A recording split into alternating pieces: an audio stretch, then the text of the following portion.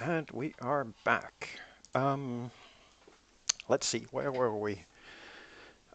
We were about to split this into individual parts so we can figure out exactly how we need to set this up. So we know that we are getting this formatted with the section signs. We could easily just split this up and then check whether the first entry in the split list is empty or contains something, just to figure out whether we need to put an initial unformatted element in there. So let's just split this into its individual parts based on the section sign, like so. Okay, so in doing this, we will end up basically replacing all these or removing all these and then getting this as the first part, F apostrophe as the second part, 2S space, and so on and so forth. If there is some kind of initial text here, that will be in the first entry of the parts, otherwise it'll be empty. This could pose a problem in terms of figuring out whether we actually have to do some kind of color formatting, but it's something that's fairly easy to solve. So we should be able to do that. All right, so we kind of need some kind of return setup, so we'll do a result like so, and then we'll loop through the parts and down here return the result like so. All right, so first of all we need to turn this into a table thingy or a list thingy, whichever is the appropriate way of describing it. In any case, we need the solid bracket to begin with, and we also need to add the closing bracket to finish off the entire setup. Okay, then we will loop through the parts and figure out what they contain. P, there we go. All right, so first of all, to avoid any kind of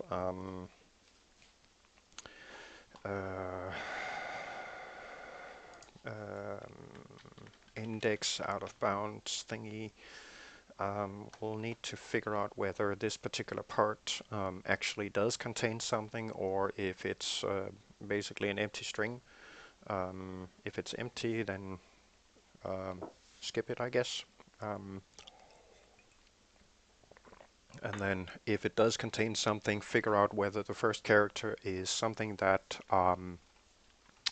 fits within the control codes, i.e.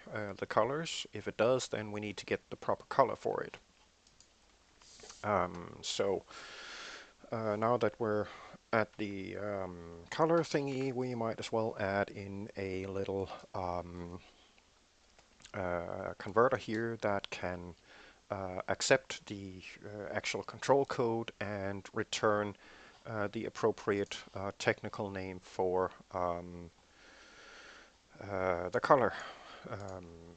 So let's do a method here. Get JSON color name. Why not? Private string. And then whoops, we will do a char, not a chat converter, control code. There we go. If for some reason we don't get a valid control code, we'll simply just force a return of white. We'll go grab the control technical name for white, which is just lowercase white.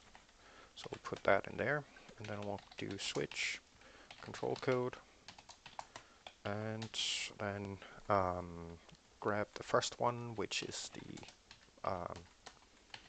0, which should then return black.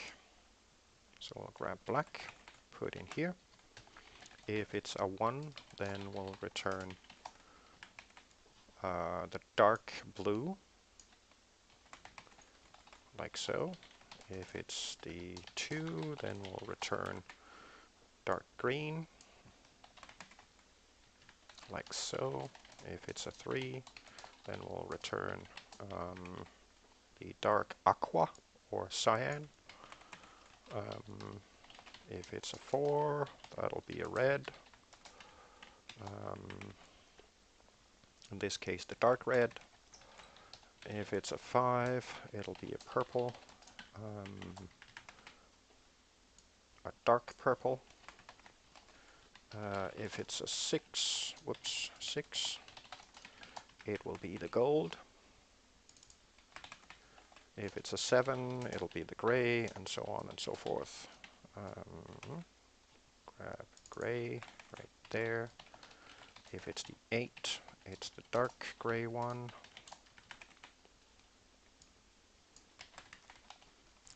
And if it's the 9, it'll be the blue. Right there, blue. And if it's the A, lowercase a, then it'll be the green or lime. If it's a B, it'll be the aqua. If it's the C, it'll be the actual red, the bright red. If it's the D, it will be the light purple, or also referenced as magenta. If it's the E, it'll be the yellow. There we go. And if it's an F, then we'll return the white, just like down here. There we go. Okay. Accepts a char-based control code and returns the JSON color name associated with that control code. There we go. The control code to fetch the JSON color name for, and returns the chat element JSON color name for the past control code. There we go. Okay.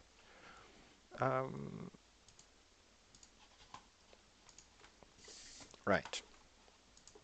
So down here we need to figure out whether this particular element contains something. If it does, then we need to figure out what's in it, and then basically add it to the current result string, so we can get the proper chat elements built up. Some would argue that I should use the string builder object for this.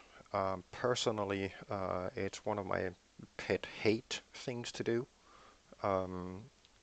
Utilizing a string builder when you can do it just as easily with plain old school string building basically puts a requirement on the code for having this particular library option available to it, which makes converting the code to, say, a different language quite a bit of hassle, because some languages might not have the string builder available to them. Some argue that it's a ancient way of looking at things, while others, oh, that's actually a good point.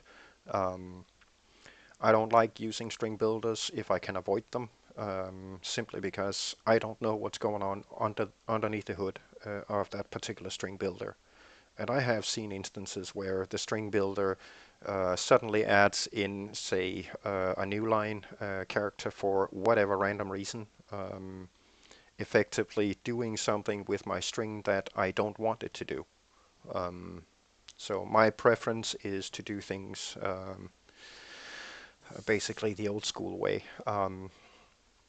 Everybody's, of course, perfectly welcome to utilize whichever method he or she wants. This is my preference. I'm not saying that this is the only way to do things or the right way, because that's an entirely different debate. This is just my preference. All right, so let's see. We need to figure out whether this particular part actually contains something. So let's grab the part. This is in effect, again, one of those situations where this isn't exactly required. We can reference this directly on the array itself, but I find it easier to read and understand what the code actually does and where the reference actually is if it's divided up like this. And since the purpose of doing this on stream is at least to try and teach some of the knowledge behind how things are done, what it actually does, and what this particular piece of code in reality does, I find it beneficial to split things up into the individual parts of what the code needs to do. The same goes for me adding in the curly brackets everywhere as an example. This particular setup right here can actually be compressed down to this, which takes up less space. Does exactly the same thing, but it can be a little bit more difficult to read what's actually going on here. Hence why I left the curly brackets in there. Same thing.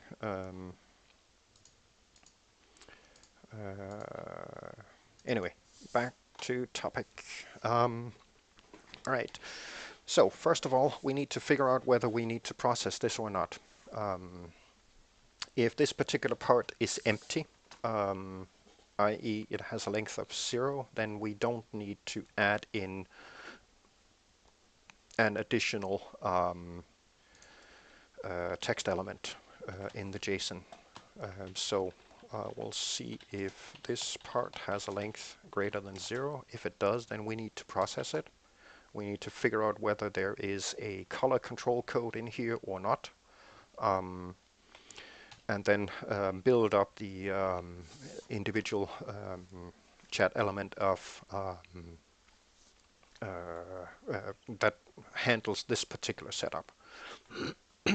Okay, so if this particular part has a length that's greater than 0, then we know for a fact that it at least has one character in it, which means that we can do a check on the first character in the part string. So here we should probably figure out if that particular character is one of the control codes for one of the colors. If it is, then we need to add in a color element. If it is not, then we need to add in the section sign followed by whatever's in the part, but wrapped within a text element. So a couple of things we need to work out here.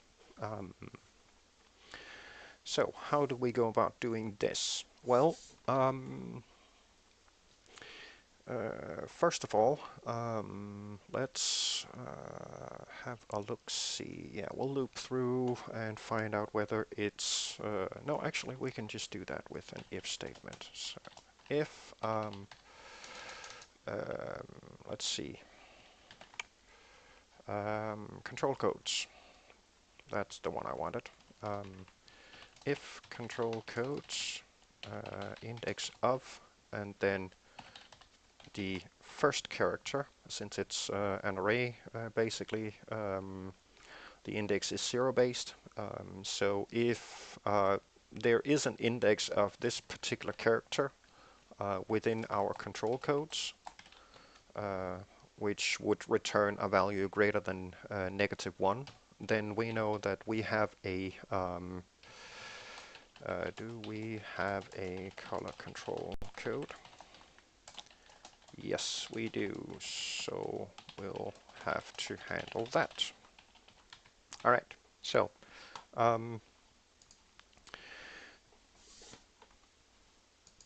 if this is the case, then we'll place a call to the getJSON color name method to get the actual tag for it.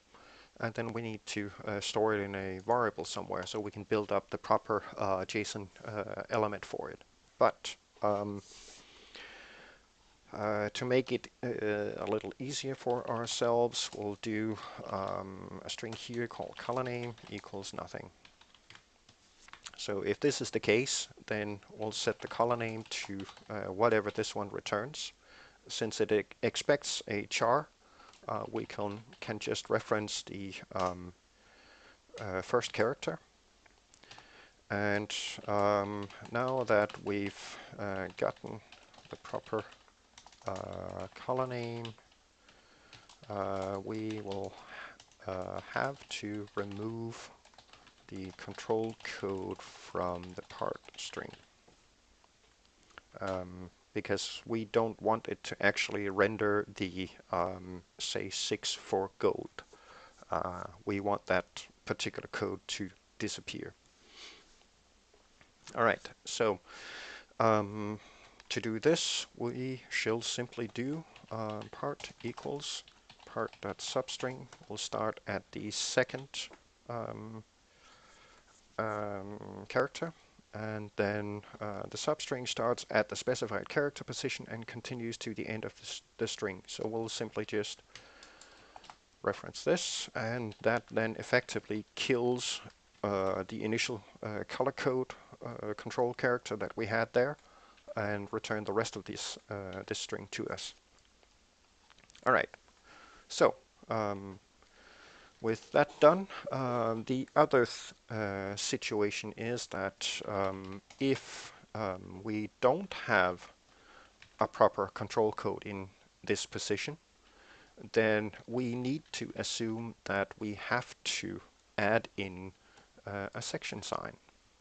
And the reason we need to do this is so that we can construct strings or texts that actually do contain the section sign in case somebody, for example, outputs a text, look at rules paragraph 18, for example. I know it's not a particular good example, but if they write it up like this, check rules paragraph 16a, for example. So if somebody types in this as part of the text, then we need to be able to correctly put that back in there. And the way we do this is by simply applying a section sign at the beginning of the part string. We will simply just put part in here, add the section sign, and then whatever was in the part already. All right, so right here, this is then where we need to work out exactly how we need to build this up, because there are two settings of this, or two setups of this. One of them would be just a single text, and the other one would be with two elements, first adding the text and then adding the color. So those are the two situations that we need to add in here. All right, so to check whether we need to add in one or the other or both, to check whether we need to add both text and color or only text, we'll see if color name has a length. So if color name has a length greater than 0, then we got some kind of name from the get JSON color name thing. Otherwise, we just need to put the text in there. So here we will add to the result the first element. And of course, we also need to close this off somehow. Whoops, plus, there we go. So add in the text part, which would then be so escape for the quotes, put in text because that's the name of the element, followed by the actual text that we want to put in there, which would be part, and then finished off with a quotation mark and followed up with a comma, since we need to add in the color reference as well, and add the color reference like so, and then we'll put in, that's basically the same thing, color, and followed by the color name like so, and then that's it. Okay, so this now produces something equal to this as an example. And the other part would be basically a copy of this, but without the color reference. So we can remove the comma here and delete this, and then we end up getting only the text part of it. All right. Finally, we need to figure out whether we have to add in a trailing comma after the element to indicate to JSON that there's another element in here. And the way that we can do this is, well, we'll simply just add it regardless.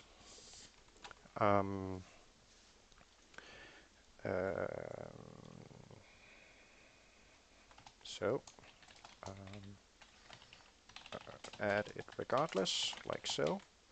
And then when we are done looping through all this stuff, we'll simply just subtract one character from it to remove the last one, which is something we need to do outside the for loop. So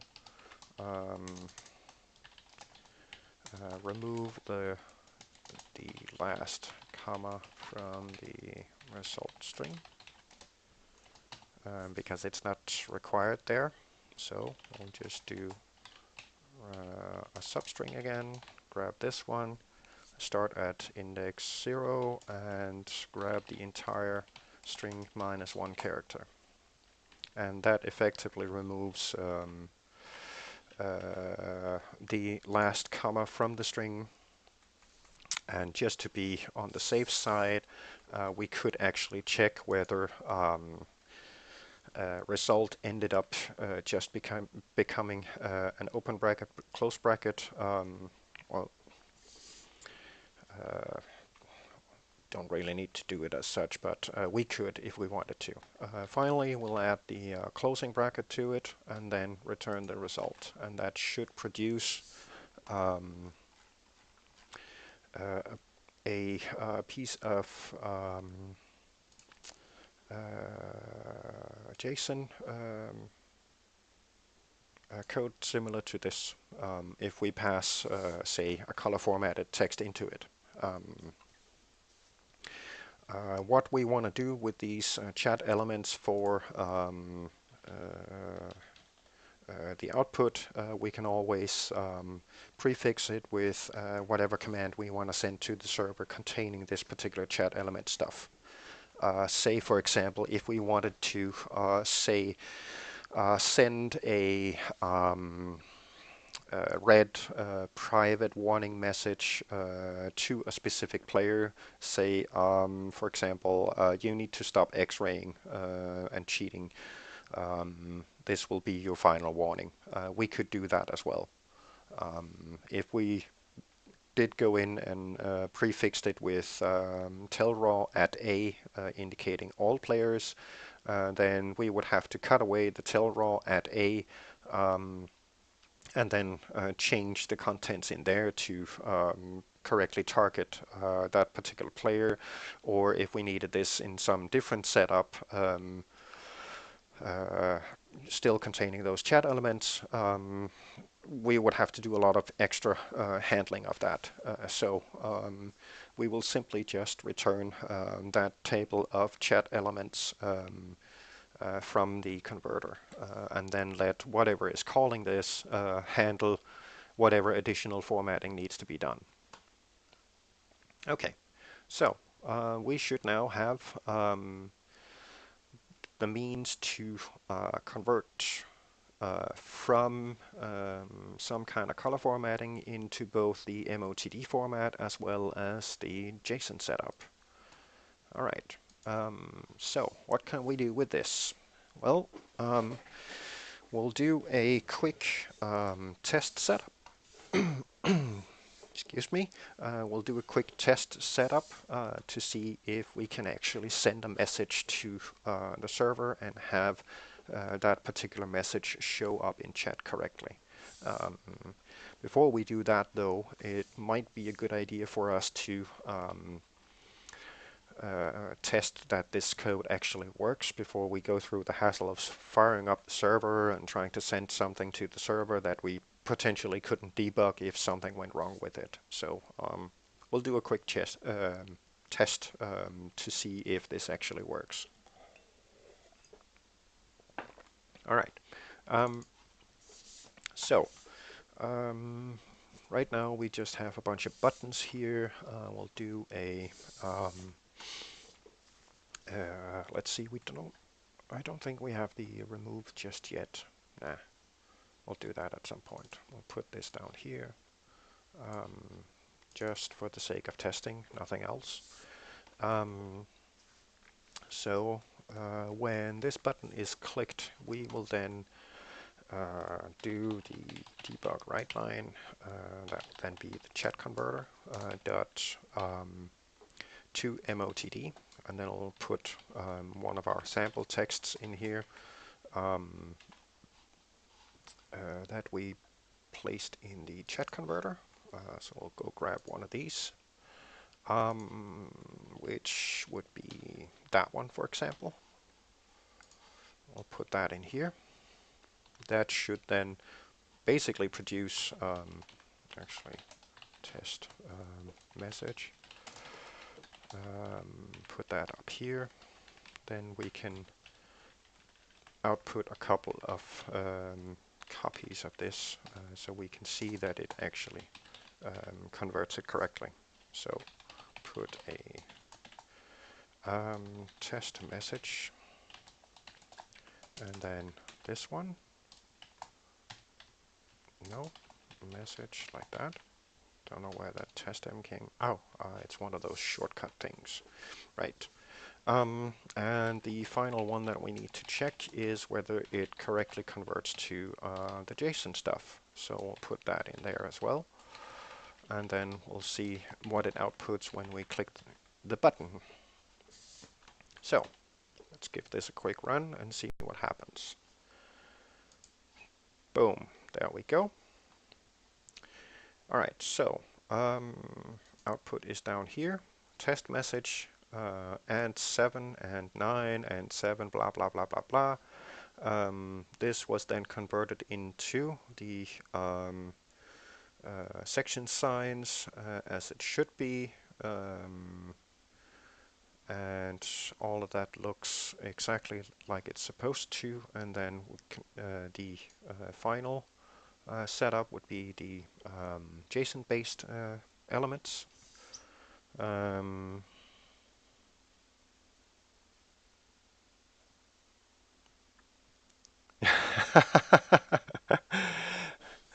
Hey, Sir Pinwheel, good to see you.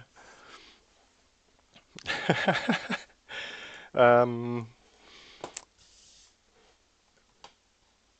yeah, let's grab a copy of this output here and see how well it actually converted this.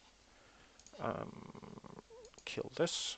There we go. And then we'll go up here and check it up against the other one. So put it in here, starting with the brackets as it should be.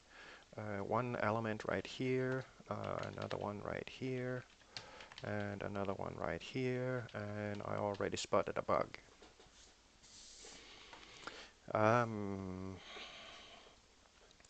Well, we're making some progress at least. We found a couple of bugs already in the new code. We're building up a conversion class that will handle color customized text, as in converting it into the expected JSON chat elements for throwing it in the game chat, or the section sign formatted setup as expected for MOTDs in the server config.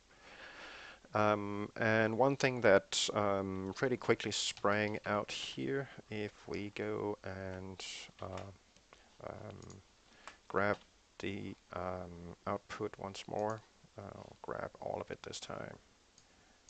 Copy this, thank you, and then quit, like so, and then I'll put it in here. Alright, so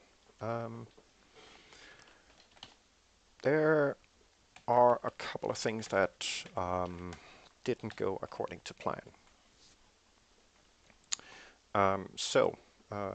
As you can see, for some reason, the &7 wasn't converted correctly, and the &E wasn't converted correctly. So something went wrong there. That would be part of the initial conversion process. So that means this one does something wrong. Okay, so we kind of need to work out what went wrong with this, and then see if we can figure out a fix for it. Okay, so we probably should go through debugging this to see exactly what's going on. So we'll put a breakpoint here, and then we'll go through and debug it together. All right. We know that this one method handles conversion of whatever comes into the converter and converting that into a forced section sign setup. So it has to go wrong right here. Okay, so let's loop through this and see exactly what's going on here. Go through there, search text, which is the lowercase version of it. As you can see, that's the regular chat text, and this is the lowercase one. So in here somewhere, it doesn't correctly find the instances of the control codes along with the control symbols. I already know why it doesn't. Again, one of those I was too jumping the gun a little bit, I guess. And the reason it's failing is because it only replaces the first occurrence of this particular combination, because that's the only instance that we are finding. So if there's more than one instance, then we actually need to repeat the process until there are no more occurrences of it. How did I spot this so quickly? Well, let's grab the um,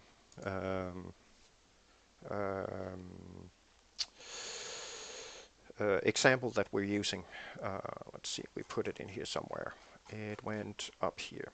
Okay, so let's break this down quick. See, it's probably going to complain if I try to write something in here, so we'll have to make do.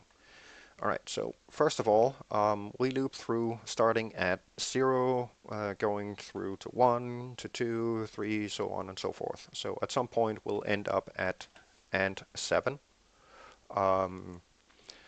Since indexOf only finds the first available occurrence of the text match, it will find this one. But right here is a second occurrence of the exact same combination, which will then go by unprocessed because our code doesn't exactly handle a case of the same control tag existing more than once. So this one won't be handled. The next one will then be the and 8 one being handled by the loop, since we simply just loop through all of them and check for them once. Which means if it found an occurrence of this particular combination, then we definitely need to loop through it until there are no more occurrences of this particular search phrase, which of course is the control symbol and the control code itself constructing the control tag. So we'll break this and then kill the breakpoint, and then we will simply do a addition to the code here, which would then be continue doing this replacement as long as the same control tag exists. So how do we do this? Well, we already have a nice variable here to handle it for us. So we will simply do a while loop. The position is greater than -1. Do this replacement and then do another search. So do the replacement, search for the same thing again. Now what happens here is this is the first search that we do for, say, and 7. If this produces a result, then post will contain a value greater than -1 because there's at least one position found.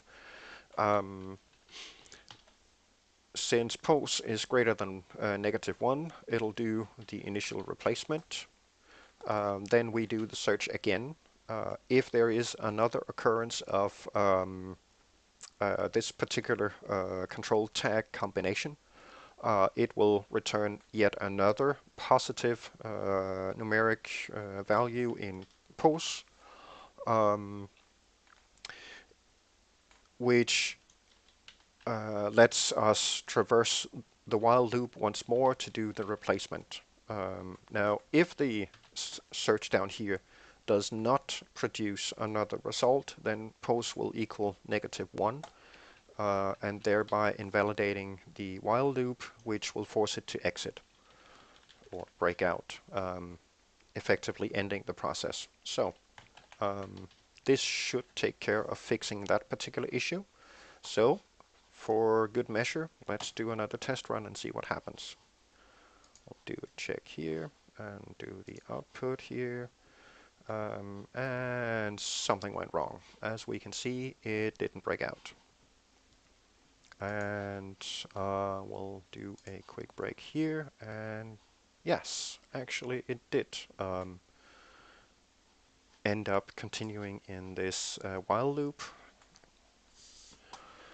Let's see, pose equals 0.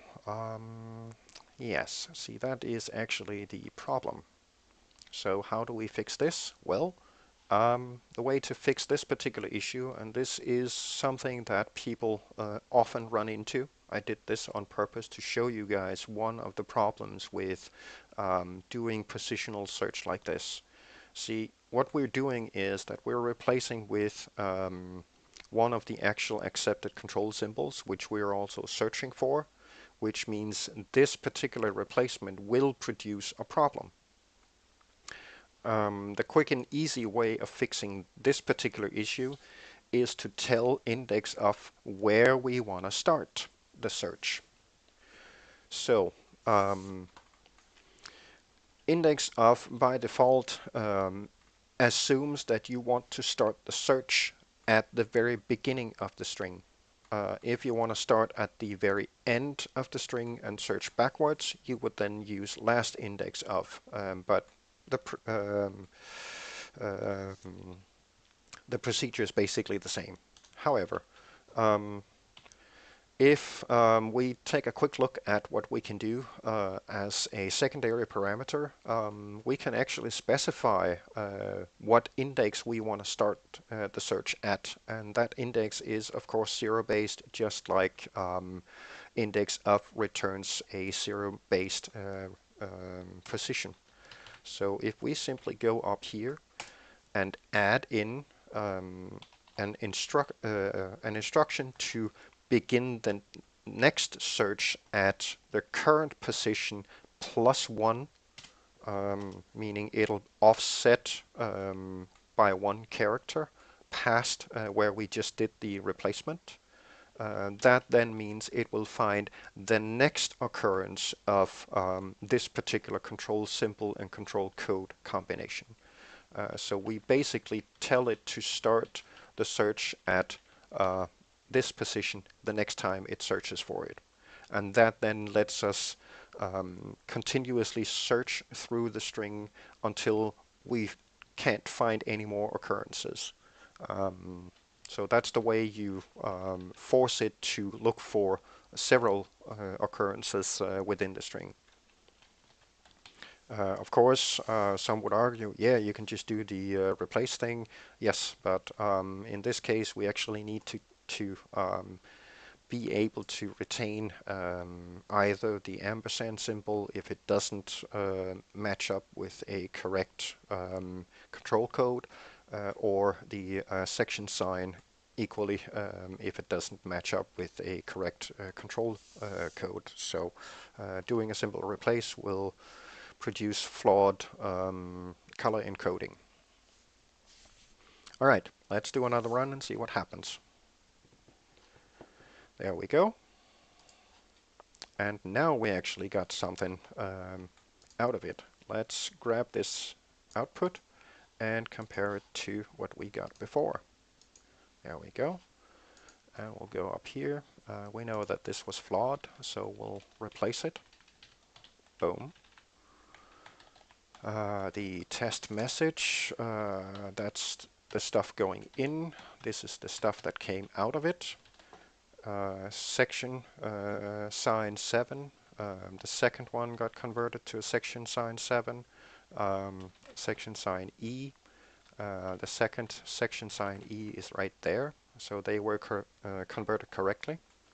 If we check the Json setup right here, we'll split the elements like so, and like so, and like so, and now we actually got more elements than we did before, so that's a positive. So let's see, what did we get? Well, it starts off with a open bracket forcing a color of gray, which is exactly what we chose. Then it's adding in a text element server, forcing a color of blue, which is the bright blue one, and another element containing a close bracket and a space forced to gray. Scheduled server restart in including a trailing space, forcing it to yellow, and 10 as forced to red, and finally space minutes exclamation point forced to yellow. So it actually did manage to correctly convert our ampersand based input string into both a correctly formatted MOTD setup as well as the JSON setup that we need to be able to throw the messages in the game chat. So, success! Nice.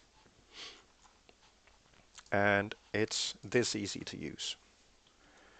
So this doesn't exactly require a lot of us in terms of thinking. We just need to, hey, convert this into that. And we're off. All right.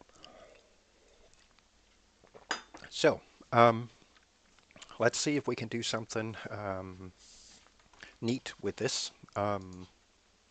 We'll grab this test message and then see if one of the server profiles is selected, do a check to see if that particular server is running. If it is, then we'll try and see if we can send the message. Before we do that though, we kind of need to work out whether we have a method that can do it for us. If memory serves, the server host class doesn't contain a method that lets us send a chat message.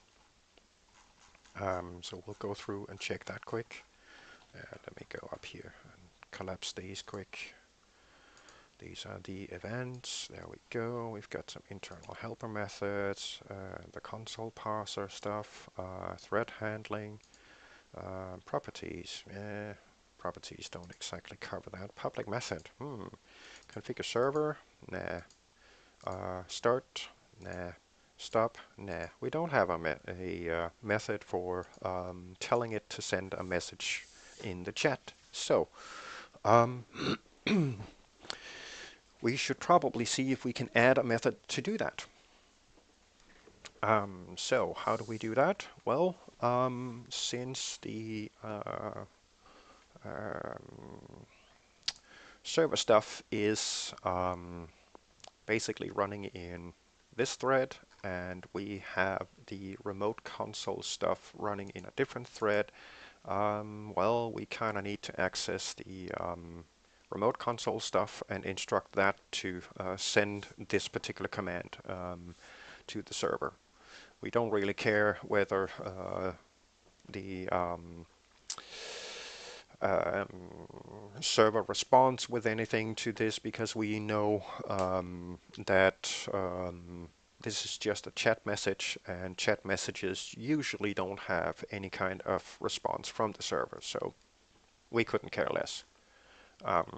Alright, so let's see, we'll put in a method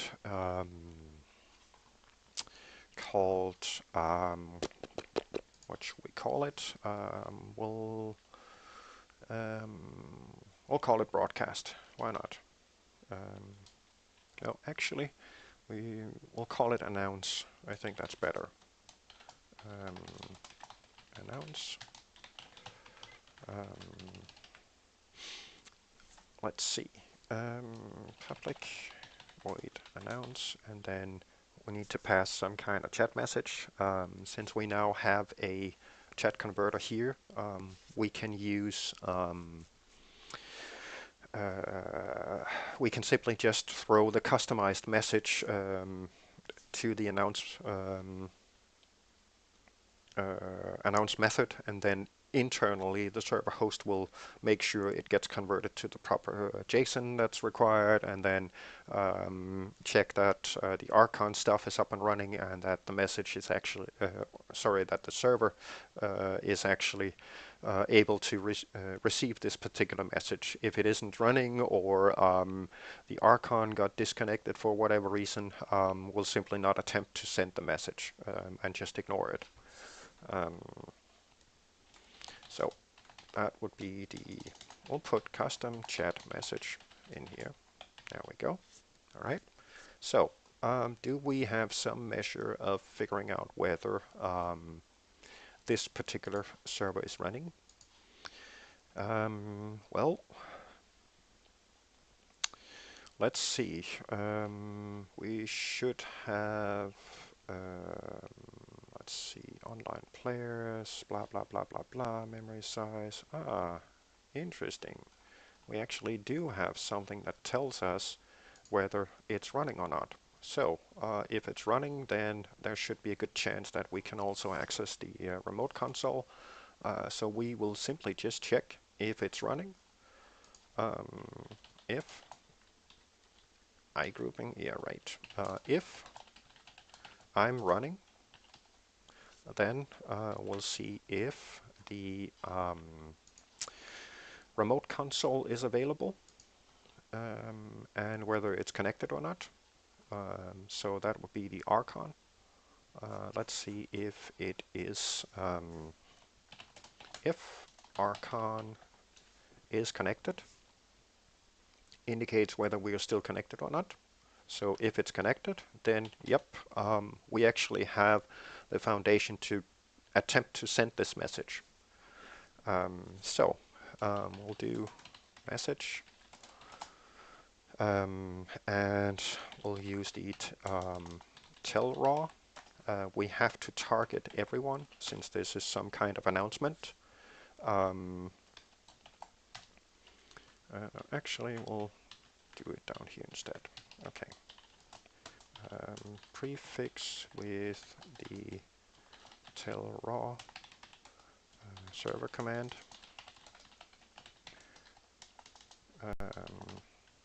Message. And since we're writing this command directly in the console of the server itself, we don't have to prefix it with the slash. That is only required when you type the command in the actual game chat itself as a client. In the console, the initial slash is not needed. So we won't put that in there. So tell raw target everyone currently on server, which would then be the @A, and then fetch the chat elements in JSON format for the chat.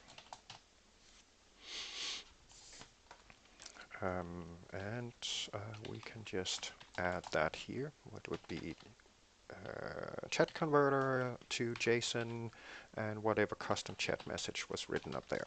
So basically we only perform all this stuff is if A, this particular server instance is running, and B, the remote console is actually connected to the server itself. In all other cases, well, this just won't take place. All right, finally, attempt to execute this command on the server. So for that we need the Archon, and for executing commands we have the execute method. While connected to a remote server, attempts to execute the passed command. So we'll simply just send the message. We should probably rename this to command. Yeah, let's do that. Command. Why not? There we go. Command. And finally command. There we go. All right. So one thing that we probably want to do here is extend the server host class with another property that basically lets us set a custom prompt for this particular server instance. say if we wanted to put up a different color scheme, or we wanted to set different prompts for doing announcements like this service announcement, or if we wanted to do a different prompt for doing actual broadcasts, which again is basically just sending the same message to every player that's currently connected. We could set up different prompts for different purposes, so that players can distinguish what these particular system messages are. In case we wanted to add in, say, a broadcast feature as well, which could be, say, a server admin coming on, broadcasting a, hey, we'll start this competition in 15 minutes, everybody show up at server spawn, or whatever. That could be an option, and in that case the prompt might or should probably look different than say the maintenance shutdown announcement prompt, whichever. So we could definitely put in some extra things there, or we could just hardwire a specific prompt setup here. For now, I think we'll just add in the prompt as a property that we can customize it through. So why are these not in? Let's see. Property ID. There we go. All right. I was just being blind. Let's see. We'll do a string prompt called, or do a string property, sorry, called announce prompt. So we'll add that in here, property announce prompt, like so. And then we'll add in, we'll need a couple of things because we might as well do the initial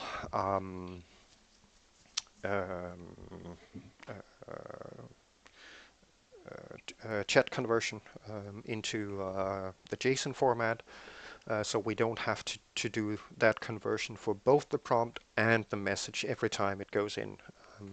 Just cache the conversion of the prompt setup itself. And excuse me, as part of that particular process, we could also easily try and work out whether there is a trailing space after the prompt or not. Say, if we grab the example from before, we have a scheduled server restart in 10 minutes. That's the initial premise. Now, if we do a prompt, then we could potentially see users do something like this as the input, and then this part as the actual message, which would result in this setup. So if that's the case, then well, we might as well help a little bit, or allow us to be lazy, I guess, by checking whether there's a trailing space on the prompt itself. If there isn't, then we'll add it, thereby ensuring that whatever prompt is being put on here always has a space separation between the prompt and whatever message goes out. On top of that, we also need to be able to basically grab what then becomes two separate JSON lists, because oh, sorry, from here to here, this would be the prompt itself, so that's in one list, and this part right here would be the second part of the list, or the second list, and we need to merge these two together. So we need a method where we can merge these two, so we don't end up sending two JSON lists to the tellraw command, which it doesn't quite support, so at least not two separated ones. So we need a method for merging these two. That part is actually pretty easy to do because basically in terms of how we or our code does the actual conversion, the result of this would be something along these lines. If I split them up just as an example, if this is the prompt and this is the message, then they end up looking like this separately. Put them together without all this stuff. There and there and there. So what will happen is that this particular string we can simply add to the end of this, like so. And when that happens, we end up with a close bracket, open bracket, which we potentially just replace with a comma, and that merges them. Having said that, doing quick and easy replaces like that, again, could cause an issue. The issue would be if somebody decides to try and use open close brackets as part of the actual text that should go in chat, then we could end up replacing those instead of the ones that we actually need to replace. So in the merge routine, the way to go about it is to check that the first character is an open bracket, the last character is a close bracket of both JSON strings, to verify that they are indeed these lists that we expect. Then afterwards we remove the close bracket from the first string and add in a comma instead, and we remove the open bracket from the second string, and then we merge the two. That way we ensure that the comma is placed in the correct position and that the correct close and open bracket have been removed when doing the final merge. So that's the way to go about it, to make sure that you don't accidentally end up doing a replacement of something that actually should be retained. So sounds a little bit troublesome, I know, but again, it's one of those things. Since we're doing all this stuff in the chat converter anyway, we might as well just do a JSON merge function here, or a method. So we'll just add in another method right here, method called merge JSON. There we go. Alright, so that should be a public static string merge, string first JSON and second JSON. There we go. If this fails for whatever reason, we'll just return absolutely nada. Alright, so first of all, again, to prevent index out of bounds exceptions, which could occur, we'll make sure that the string has a length greater than 0, and then we will force a condition where the first character must be in open bracket, and the, where did that T come from? This last character of the first JSON here, length -1, -1, sorry, is a close bracket. So if this is the case, the last character of the string is a close bracket, and the first character of the string is an open bracket.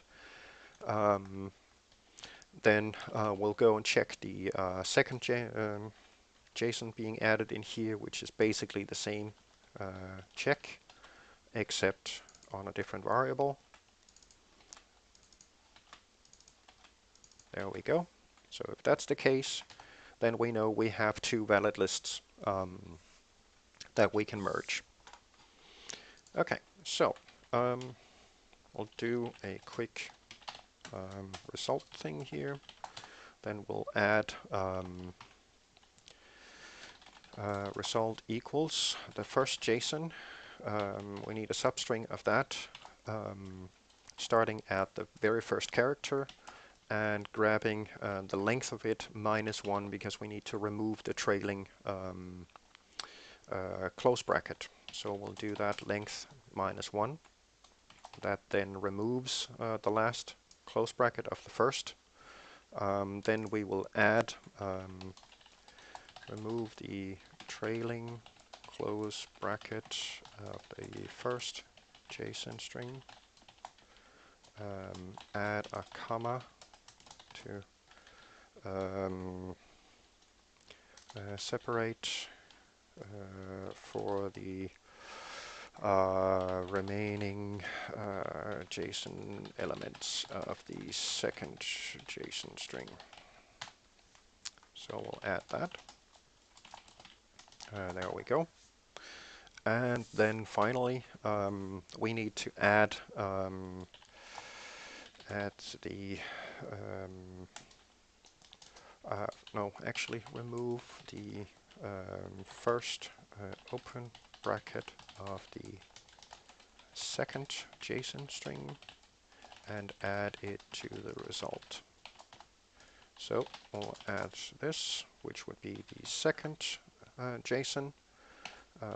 Whoops. And we'll start at the first character, and again here we need to subtract 1 character. There we go. And then add it to the result, and we're done. And then we return this. There we go. So this is fairly straightforward, but it ensures that those two JSON lists get added correctly,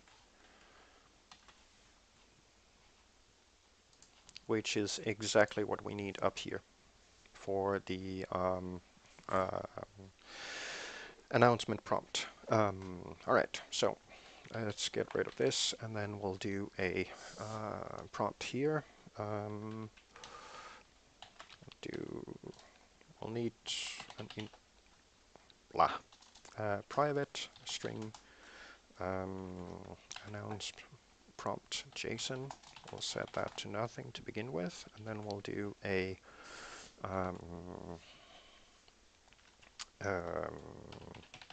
property for it, which would be announce prompt. We need a getter and a setter. We actually need to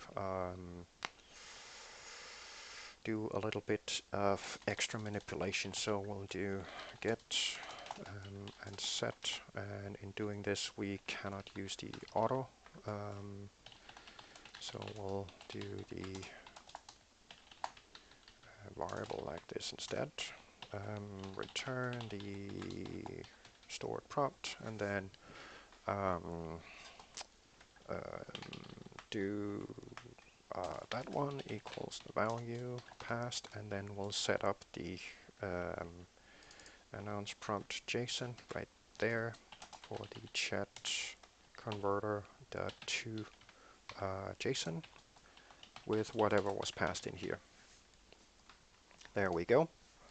That then takes care of storing our future announcement prompt, so we can merge it.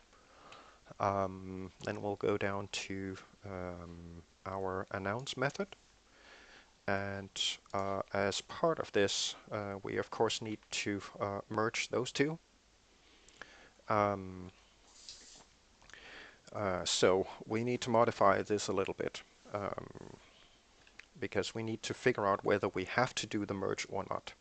So if the announce prompt is empty as it's initialized to be, then, well, we don't need to merge them because it'll have absolutely nothing in it, and that would, well, produce some unexpected results or unwanted results. So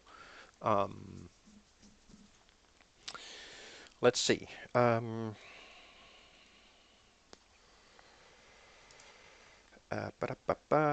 We'll grab the message in here. Then we'll convert that and figure out whether we need to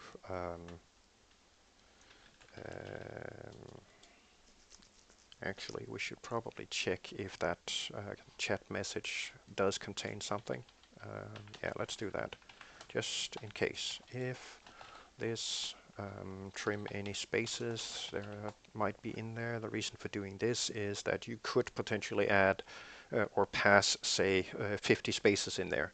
And that would then, if you only check on the length, appear to be a string that contains something. But if it's spaces then and we trim it, it'll be empty if only spaces were added in there. So if this is greater than 0, then we'll do all this stuff. There we go. And all right, so this would be the custom message that we are converting. So let's convert that like so. And here we'll do some other stuff. All right. So if the announce prompt JSON has a length greater than 0, we should actually do the same kind of checking up here.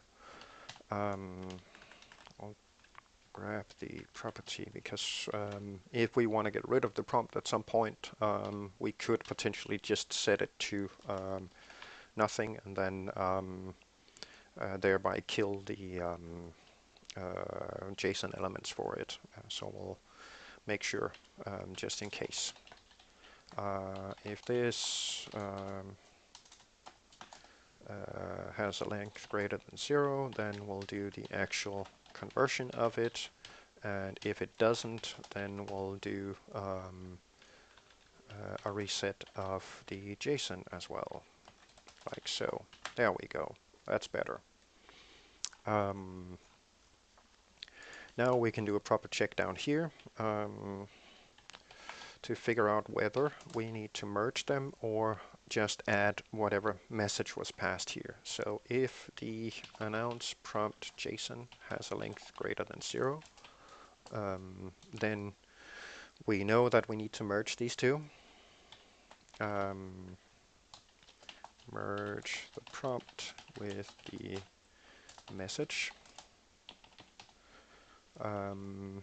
So that would be command and then the chat converter.merge, which would be the announcement prompt followed by the message we converted above, like so. And if if the prompt is empty, then we simply just add the message from above. So that would just be adding the message. No prompt defined. So just add the message. There we go. And that's it. So what did we accomplish? Well, we now have the option to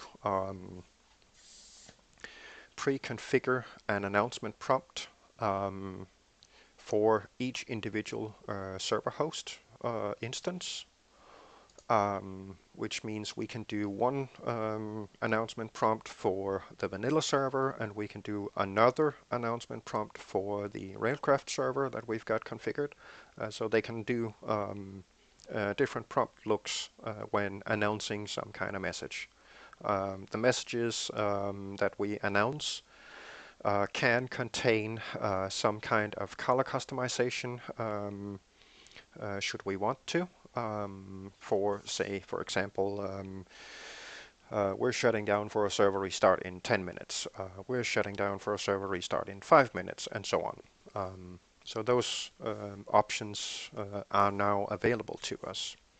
The one thing that we haven't done yet is to figure out whether there is a trailing space on the actual announce prompt if there isn't added. So that's something that we should probably check here to see whether we need to add one. Given this if statement, we'll check whether it actually does contain something, which also indicates to us that we do in fact have a certain length on the announce prompt property. So we'll do a check here to see if the last character of that prompt is different from a space. If that's the case, then we will set the JSON and only the JSON to add in the space, like so. And if it doesn't, if it is a space, then we'll just use it without the space. There we go. Pretty simple. If no trailing space is found, add it to the JSON copy of this. There we go. So this now takes care of ensuring that we have at least one space between the prompt and whatever custom message is added to the announcement method when it's activated. Let's see if we can actually test this stuff somehow. So how are we going to do that? Well, we have a number of different ways that we can do this test. Now, we already know that we have a bunch of buttons on the main form to add a server profile, edit it, start, stop, all that nice stuff. So let's see if we can work out exactly how these things are set up. Well, we know that we have the profile selection index that tells us whether one of those profiles is actually selected. We also have a couple of methods so we can correctly convert between all the different lists, so they can effectively be unordered compared to each other, but we can still find the correct index in the correct list because we are synchronizing the server host ID. So this would be a perfect example of us referencing this one specific selected server instance and then sending a message. So we'll grab a copy of this code and then remove the reference to the start button because that we don't need. We just need this for testing purposes. So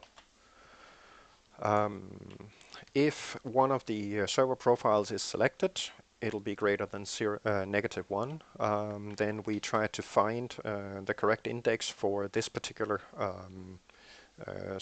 selected profile, and that then lets us reference this particular server host.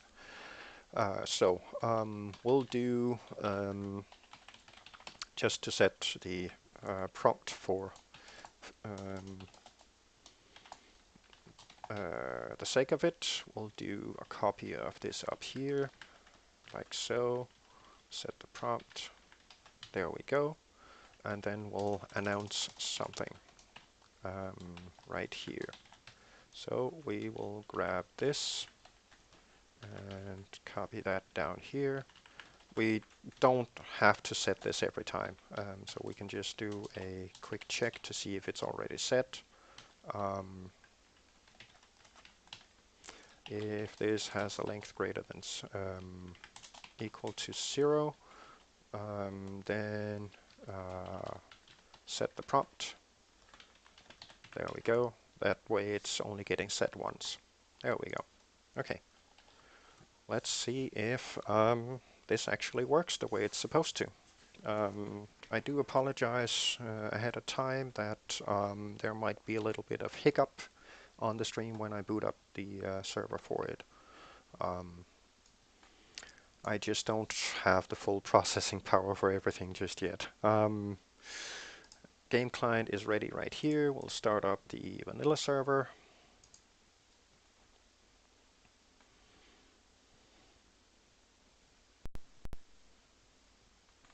And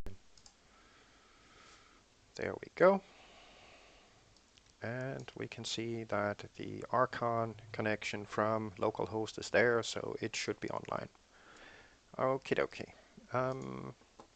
Which means we should be able to refresh and see that it's right there. Nice. Join in.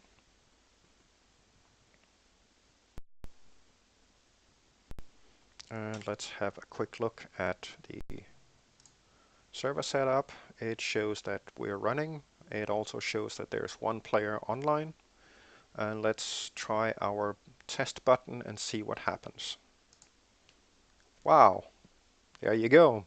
Scheduled server restart in 10 minutes. I guess we can call this a success.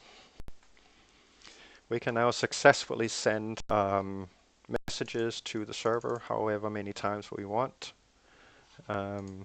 It's there, it's possible, and something caused one of the threads to exit.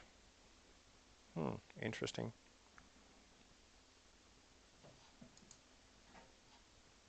Let's see. Oh well. Yeah, something went wrong somewhere. That of course needs to be debugged. Can't keep up. Did the system time change? Ah, that's why. We were dropped from the Minecraft server because it internally couldn't keep up with the demands. So the server actually dropped us, which means we need to update the server host class at some point to keep track of such eventualities so that we can reconnect the Archon in case the server chooses to drop us because it can't keep up. So at the moment we actually can't send the stop command to it because the thread is no longer active. So we will have to stop it manually. There we go. That's yet another one of those things where we all love Java. Oh, I didn't say that. Shh. Okay, so that's probably a thing that we should take care of right away. So let's see. We know that we have some events available to us that tell us when stuff with the Archon happens. Those events are right up here. At the moment, we don't know if we get a connect failed or just a disconnect or what exactly happens. We'll have to go through it and see which one of these actually triggers when we basically spam the server to send these particular messages. How can I program with white background? Well, that is a very good question. Well, I think it's a matter of what you are used to. Um, uh, when you sit in a room where it's very dark and you read bright text on a dark background, you end up getting line burns on your retinas, which basically throws sort of ghost copies of the lines in your field of vision. And that is something that I find horribly annoying. It's something that I cannot live with. And when you put fairly dark text on a white background or a bright background of some sort, you don't get the same kind of annoying ghost burns within your field of vision. So that's the main reason that I try to keep a bright background with a dark text on it, simply to free myself of that particular annoyance. It is proven through God knows how many years that it puts less strain on both your eyes and your brain in terms of interpreting what you see when you put a dark contrast text on a bright contrast background versus the reverse. So if you have a bright contrast text on a dark contrast background, it puts a lot more strain on both your eyes as well as your brain in terms of interpreting what it is you see. So overall, there's a higher tendency for headaches when you read a bright contrast text on a dark contrast background than the other way around. And personally, it's something that I find actually happens. I have for a long time tried to switch to the dark theme instead when looking at code. And for me, it simply just produces a headache, and I can definitely be without that. Granted, given my age compared to probably yours, I already have strain on my eyes because of my age, which means that when I'm looking at everything else besides my computer screen, I'm wearing glasses because I simply can't see anymore. So that could be a contributing factor as well, but I generally find it more relaxing to view the dark contrast text on a bright background. It puts less strain on my eyes. I mean, there's a reason that books are usually printed black text on white paper. The burn-in ghost lines that you end up having on your vision is one of the major reasons that books are printed black text on white background to avoid that particular thing from happening. And I would challenge you to say, for example, go through a Steam forum, a couple of threads there, spend maybe half an hour looking through those, and you'll see exactly what I mean. If you then go to something that's bright, or simply just look at your wall, you'll see the burn-in happening every time. Any case, so we kind of need to work out what we should do if the Archon loses connection to the server. The reason it happened before was because I basically just spam clicked the test button to have it spam that message in the chat, and eventually Java just buckled under the stream and most likely just disconnected us. So we'll put some debug info in here just for the sake of testing. We'll need the debug right line just so we can see exactly where the stuff happens. We probably don't need this. My guess would be that we simply just get a disconnected event happening. Let's see.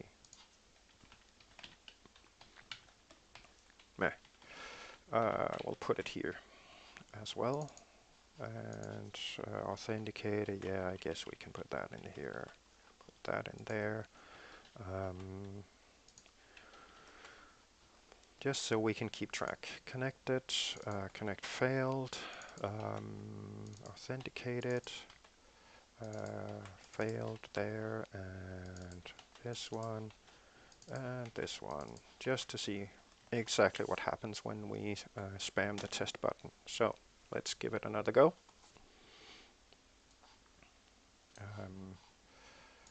this one, fire up that one.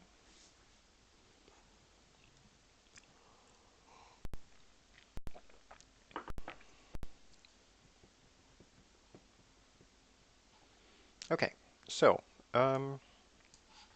our output down here tells us that I know why this exception occurs. This exception, null reference exception, is actually inside a try-catch. I'm not entirely sure why it does output it here, because it is actually sitting inside a try-catch. And even if I test the exception stuff there, it still outputs it here. Not sure why. This exception happens because I'm testing for connectivity on an object that is basically set to null. That's why this happens, and it only happens the first time. In any case, we can see that it fired up the connected event. It also fired up the authenticated event. So now we will join in here so we can see that stuff actually happens. Yay, connected. There we go. And then we will basically just spam the heck out of this test button and see exactly what happens.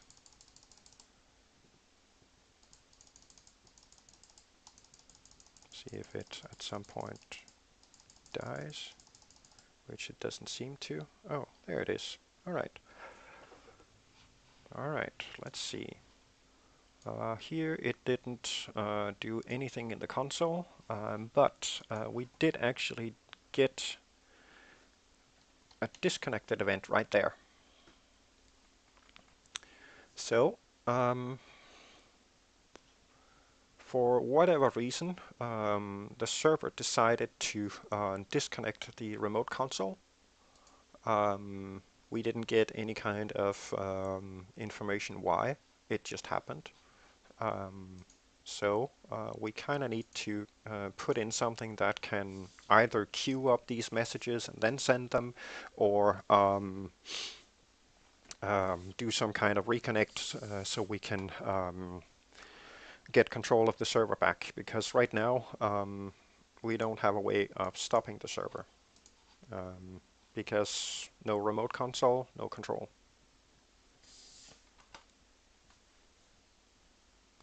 Yes, and I will definitely do that once all of these, how should I put this, extra annoyances have been solved.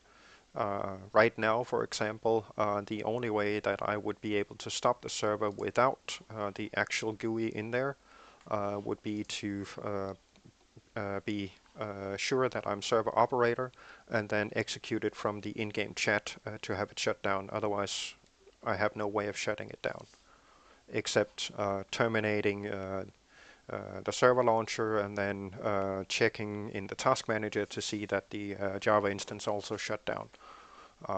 But that's not a particularly good way of shutting down a Minecraft server, and that tends to corrupt the world. So definitely for now, as long as we're still building and testing stuff and basically bug hunting to see what kind of weird situations we could end up in, the GUI would be a nice addition to have, at least so we have some measure of control over the server and can shut it down gracefully. Like so. There we go. It's definitely the plan down the line to remove the GUI from being shown, of course, because at the end of the day, the idea is to get this to do all the console handling and stuff for us. Since we now ran into something that we didn't exactly, how should I put this, design for, it's something that we need to handle. and having the server console, the actual GUI of the server console itself, in this particular instance, let us do the shutdown properly, now that we can't have our application communicate to the server. All right, so we know that we ended up just getting disconnected. So we kind of need to work out whether we need to reconnect, or at least attempt a reconnect, and from there see if we can reestablish connection to the server. We don't know why the server dropped us. It happened. Apparently it can happen. So we need to figure out a way to handle that. Since we already have some measure of handling stuff by means of the public stop method, we can at least to some extent figure out whether this particular disconnect is warranted, or if this disconnect was unexpected. Simply by adding in a flag that tells us, oh, we expect to get this disconnect now because we are actually shutting down the server. So if that flag is set, then yeah, this one was expected. In all other cases, no, it wasn't expected. Let's see if we can reconnect.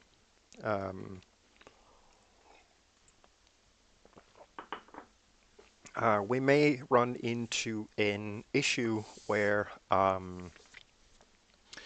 the server might not be responding.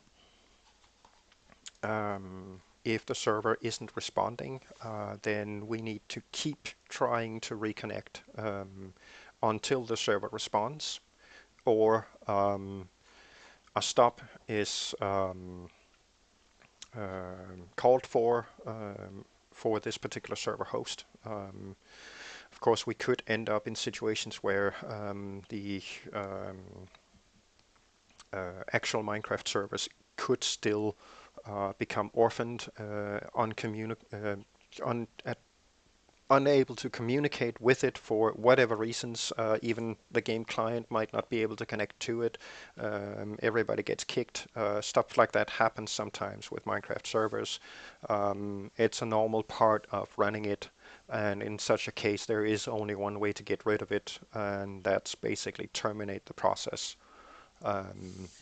It's harsh, but sometimes it happens, and that's due to bugs, that's due to Java being slow and not able to complete whatever it is it's stuck inside. Tons of different reasons. It happens. Anyways, let's see if we can get something done about this particular problem. Let's see. We know that we don't have to reissue config changes and such, but we do need to figure out whether we need to restart this thing. So let's see if we can get something put in here. That one we don't need. We'll probably need to keep some kind of record of whether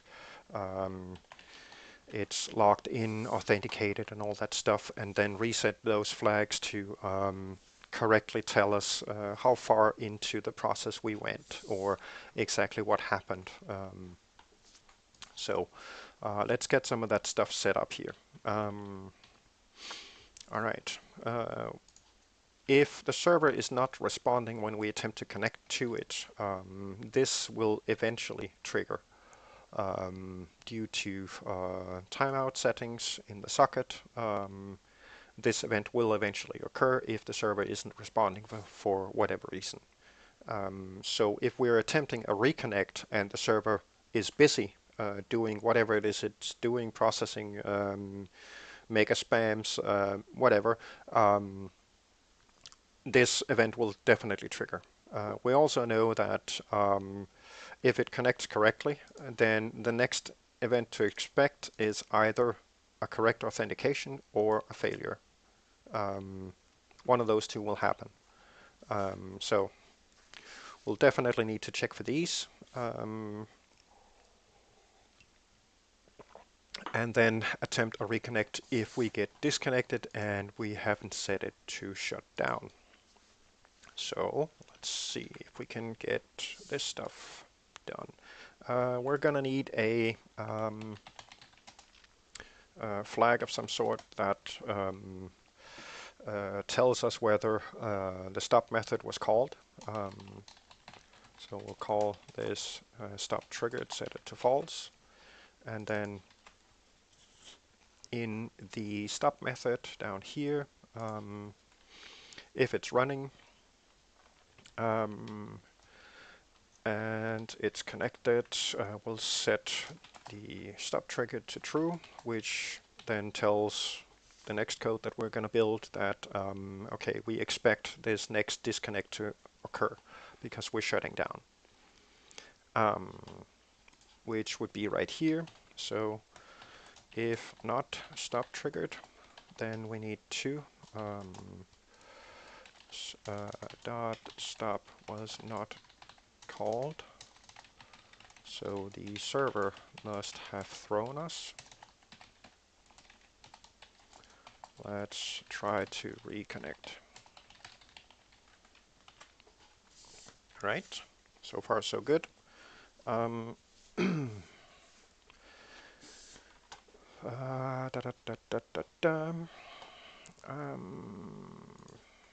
Connect failed. So if this happens, the other one we don't really need to worry about because all of that stuff is handled internally. So let's see. Stop triggered false. How do we do this? Because we also need to keep track of startup process. This one checks for all of the up. Yes, we have the locked. Okay.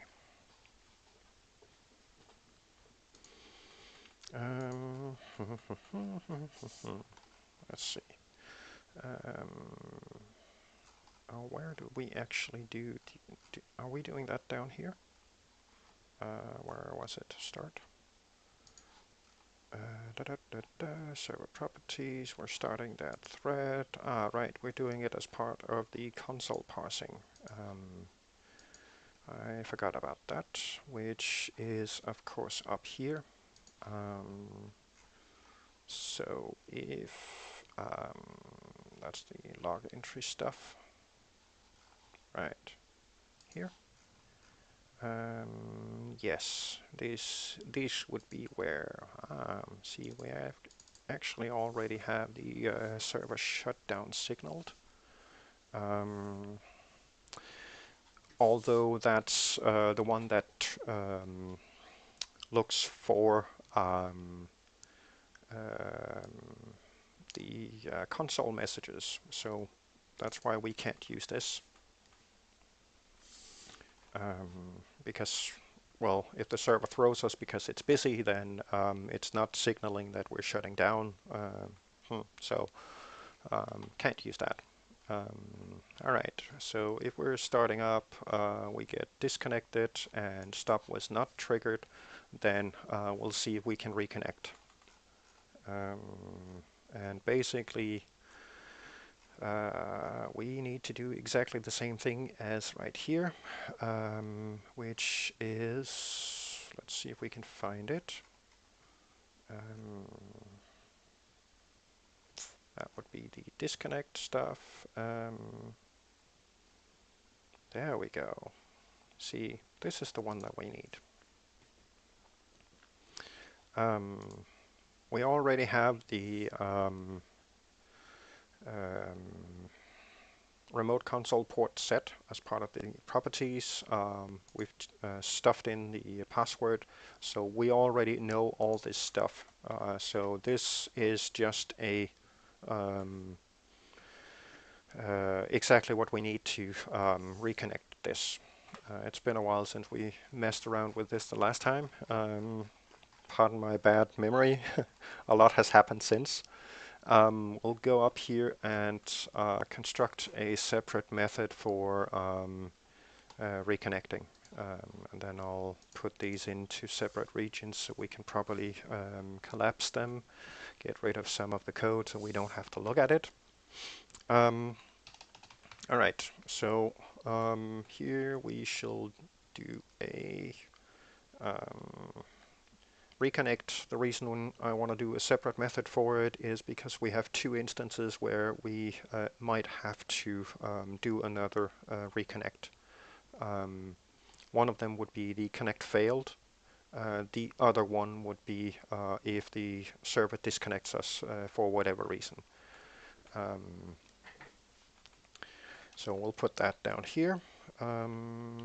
Actually,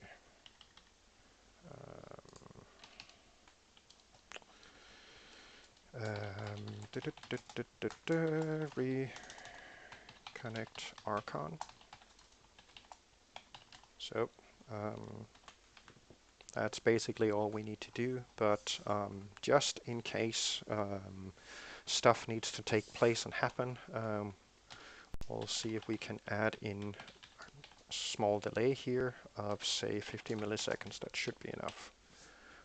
That should be enough to let the other stuff properly shut down, properly dispose of things, and so on and so forth, and then do a reconnect. Alright, so if stop has not been triggered, then let's try a reconnect. So we'll attempt that. And up in the connect failed, we don't really care about the exception as such, because the exception will most likely end up with remote host not responding, whatever. So if the stop triggered did not take place,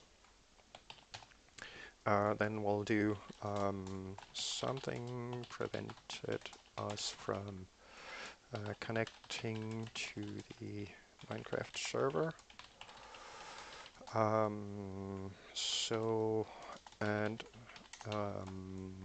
No stop was ordered,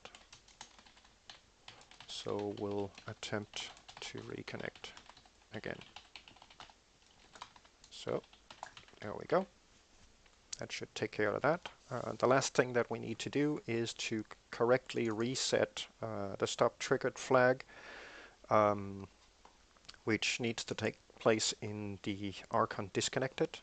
So if it is triggered, then we need to reset it back.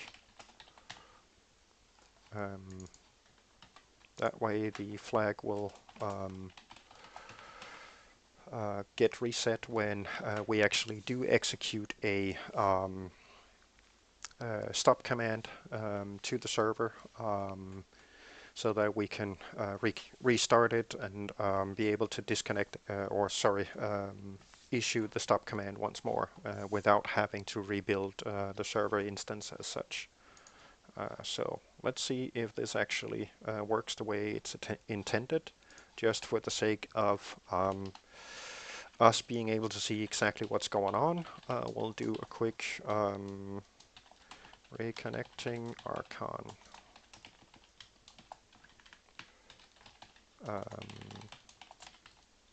Arkhan connect to localhost again. There we go. That's it. Let's see what happens. Any crashes? Any major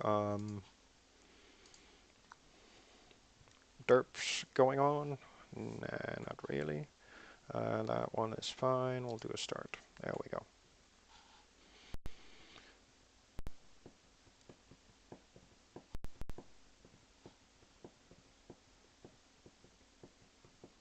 Alright, there we go. We're supposed to be on. Let's go in there and then go spam the thing and see what happens.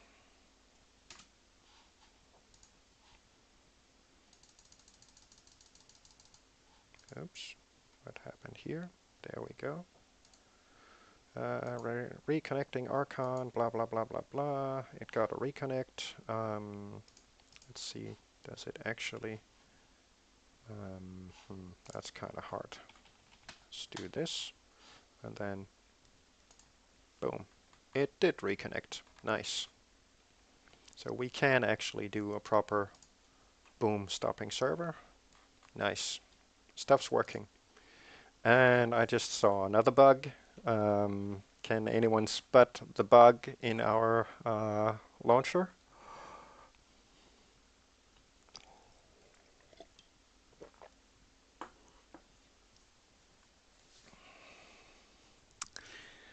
It's a UI bug,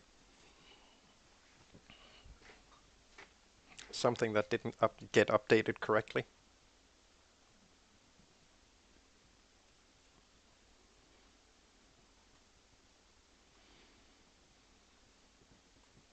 It we didn't update the player count correctly when the server shuts down. Yes, exactly. It's showing 1 out of 10 players connected, even though the server is actually shut down. So minor bug. Let's see if we can get that fixed.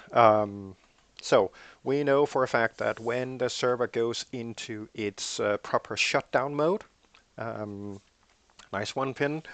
When it goes into its proper shutdown sequence, that basically mass kicks every single player that's on the server with the message server closed. So in terms of us updating the UI, we basically need to check the actual player handling within the server instance itself. So if we get rid of some of these things quick, there should be something in here that tells us some kind of information about online players, which would be right here. See, this one is the property that exposes the list of current online players. And this particular list is tied into the console parser, which means we need to do some kind of clearing of this particular list whenever the shutdown signal is detected in the console parser itself.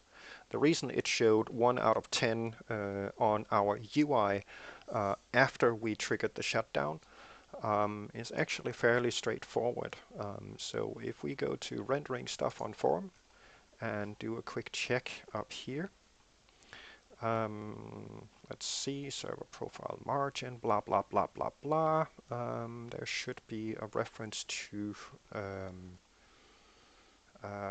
the online player list, which is actually right here. See, render the current player count slash max player count, which is right there.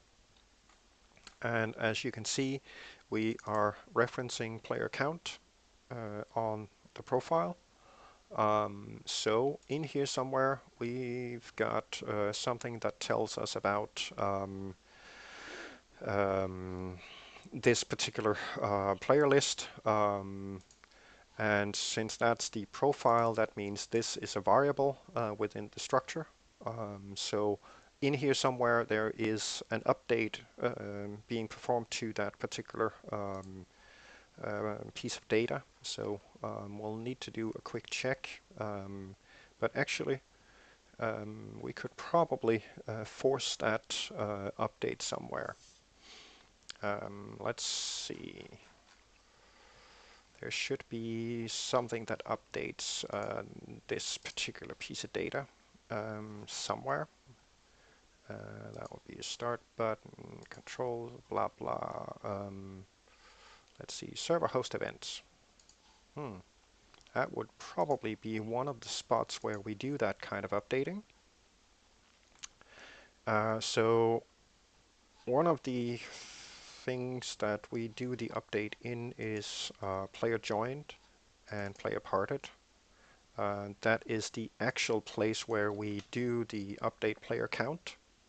So we basically need to place a call to update player count in the shutting down event as well, which, as we can see, we don't have. Alternatively, we can update it as part of the server status, which we probably should do. That would be the right place to do it, since we're not exactly referencing players as such. So we'll go to the update server status method and apply a small fix there to take care of that particular issue. Let's see if we can actually find that method. It should be in internal helper methods up here somewhere. Let's see, update server status right there. As expected, there we go. All right, so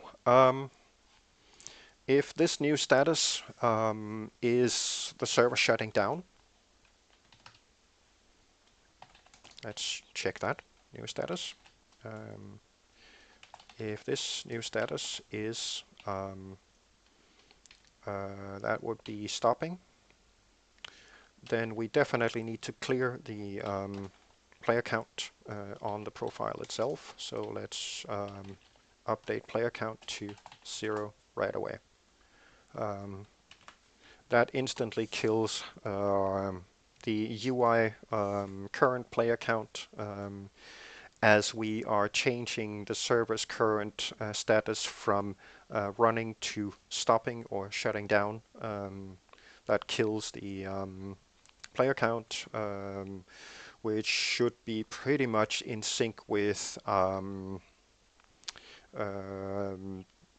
basically the time frame when all players are mass kicked from the server. Typically, what happens is that one of the two shutting down or stopping messages that is being dropped in the console is output, then all players are mass kicked, and then the other one. Sometimes they are swapped around depending on the server version and so on and so forth. So this would be the place to clear the counter. So let's see if this fixed that particular issue. Let's see, we need to start this thing.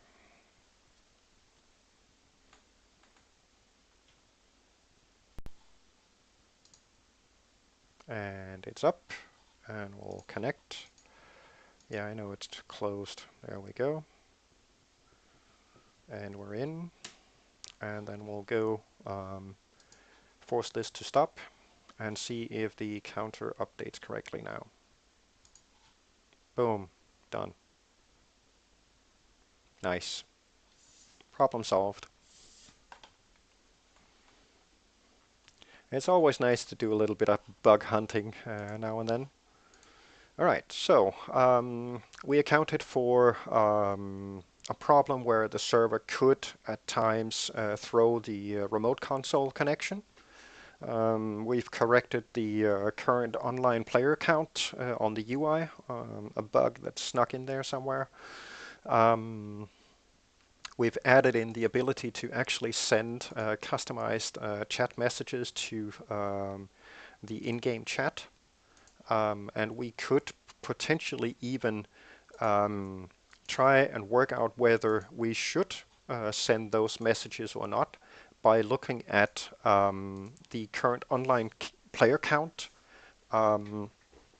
just to see if we actually need to send that particular message to the server. If nobody's on, there's basically no point in sending that message. So that's one feature that we could put in there in terms of keeping things nice and neat. It wouldn't show up in the server logs if the message isn't shown when there are no players on. So I guess it's a question of whether you want to keep things or will do it regardless, so it shows up in the logs correctly, or if you want to try and minimize the logs a little bit by simply not sending that particular warning message if nobody's on anyway. So it's one of those choices that we can make. All right. So this one we don't need anymore, but we probably need to do some more stuff about this server host stuff, because we got all of this.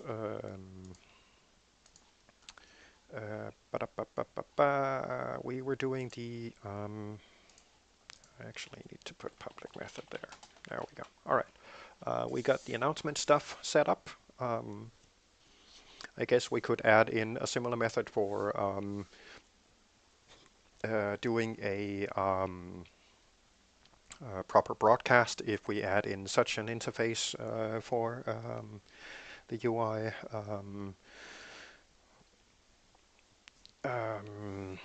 It's something that we can add in as a feature at some point. For now, we'll leave the announce thing in there. The reason we built this is so that we can tie it into the schedule manager and have the schedule manager warn people like 10 minutes before, 5 minutes before, blah, blah, blah. And then for us to have a simple means of applying that particular warning. So far, so good. Let's see. Got that updated. We added in the chat converter stuff to handle that. And my bladder is telling me I need another nature break. So I guess this is an okay point to do that. I need a quick nature break, so I will be back shortly.